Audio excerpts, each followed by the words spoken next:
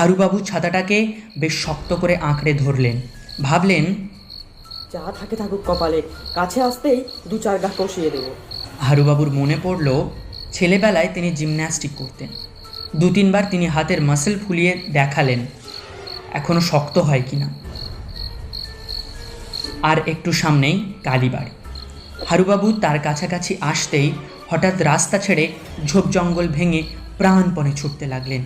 পেছনে পায়ের শব্দ শুনে বুঝতে পারলেন যে লোকটাও সঙ্গে সঙ্গে ছুটছে। এ কিন্তু ডাকাত না হয়ে যেতেই পারে না। হারুবাবুর হাত পা সব ঠান্ডা হয়ে আসতে লাগলো, কপালে বড় বড় ঘামের ফোঁটা দেখা দিল।